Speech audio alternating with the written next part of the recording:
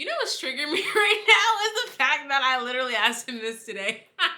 Not having what I prayed for, I just told him I felt like this really deep ache in my heart. Like it's like an ache, it's like a grief that I'm experiencing.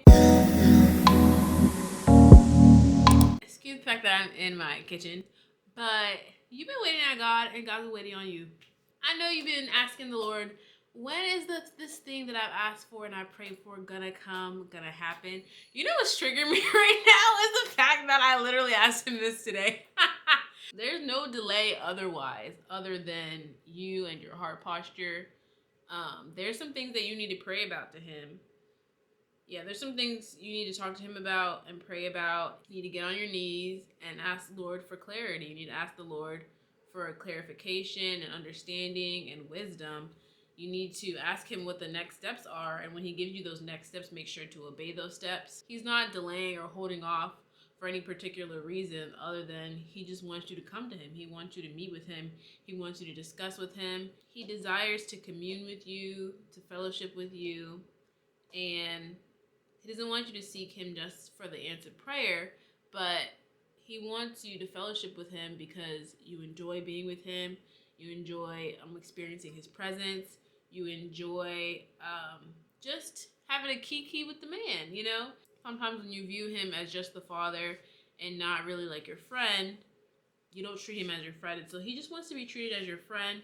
He wants to be treated as someone that you care about, that you think of, that you want to spend time with, that you want to be with. And in this time right now, that's all he's asking for you, is to just get on your knees, to pray, to spend time with him, to listen, to be encouraged by him. You might seek encouragement from other people. You might seek encouragement from substances. You might seek encouragement or even just trying to escape from how you feel. But it's not necessarily about bringing how you feel to God, but he wants you to be able to express how you feel and be transparent and not view him as the enemy, because he's not your enemy. He wants to be there with you. And the feelings that you have when you feel frustrated, when you feel angry, when you feel upset, when you feel mad, even when you're elated, when you're excited, when you're joyful, he wants to be with you in each stage of those feelings because he gave you those feelings for a reason. There's purpose in those feelings that you're having. Don't think of God as just the person that you consult when it comes to big major things, but just someone that you fellowship with on the daily, who you listen to, who you enjoy being around. And because that's how he feels about you. He enjoys being around you. He enjoys listening to you laugh. He enjoys hearing from you. He enjoys getting your perspective. He enjoys helping you process your emotions and your feelings and your thoughts. And just because he knows all those things already doesn't mean he doesn't want to go through the process with you. Maybe we forget that God is not just in the answered prayer. He's not just in the finished result, but he's also in the process. He's in the beginning. He's literally the beginning and the end. And so I think we forget that he wants to be with us through it all. And we maybe cut him out of those processes, or even maybe just consider him in one part of the journey. But he wants to be there throughout the entire journey. He's really convicting me right now, y'all, because he's convicted me so bad, and I'm actually really frustrated right now that I'm this is what he's telling me, because I literally have been praying about something so hard, so bad, and just like not having what I prayed for. I just told him I felt like this really deep ache in my heart. Like it's like an ache, it's like a grief that I'm experiencing for something that I've never even had. But it's a real grief, it's a real ache, and I'm like, you know how much I want this thing, and you didn't answer my prayer yet, so why do I feel this deeply about it? Why do I feel this intense feeling? And there's no separation of the feeling and God, because he feels exactly how you're feeling at this very moment. That pain that you feel, he feels it. That confusion that you feel, he feels it. That misunderstanding, he's experiencing all of them with you. He is not apart from you in the feeling. And so if he's feeling exactly how you feel, then he can best understand what you're experiencing in your physical body. If he can relate to you in that regard, who better to speak with about how you feel? There's no separation there, and that's what I'm learning. There's no separation between God and your feelings. He is experiencing it with you. We literally call him Emmanuel because he is God with us. There's no separation there.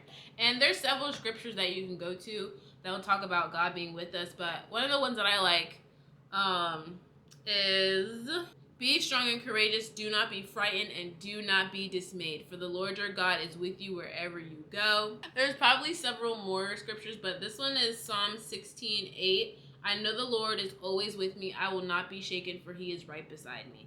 So I think when we're struggling and we're going through something that's tough and hard, and it almost like that, the negative feelings that you're having can be so intense that you can't see outside of them, and you're like, God knows how I'm feeling right now, yet he's not changed my situation. He's not answered my prayer. He's not rescued me from this, whatever this feeling is. It's like chasing me. It's like every day I go out and this feeling is there with me. Just as much as that feeling is with you, God is with you. And so there's no separation between those two things. Don't think of God as the perpetrator or the one who's just allowing the feeling.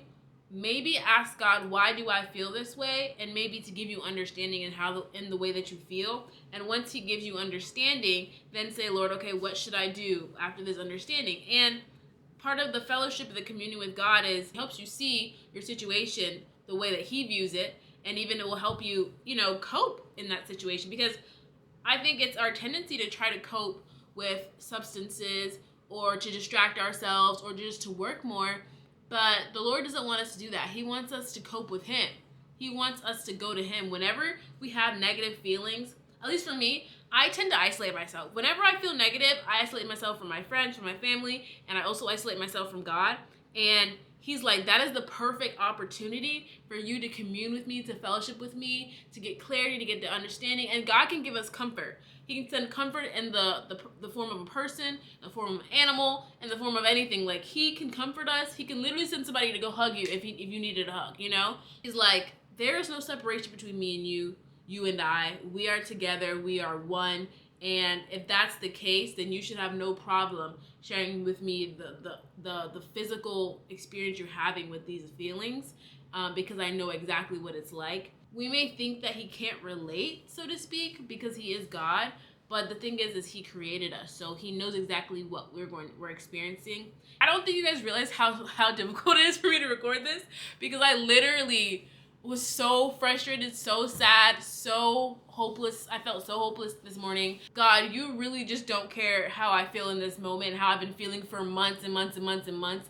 And okay, y'all, I'm not gonna go into detail, but yesterday I was feeling really, really sad. I don't know how to describe it other than I prayed for something and I had thought that God was gonna answer that prayer sooner than he has. And when I go out all over the place every day, honestly every day, I'm reminded of that unanswered prayer. And I specifically happened to go out last night to the store, like a late night run, and I saw this girl wearing this like set, like a sweatsuit set, matching like hoodie and pants.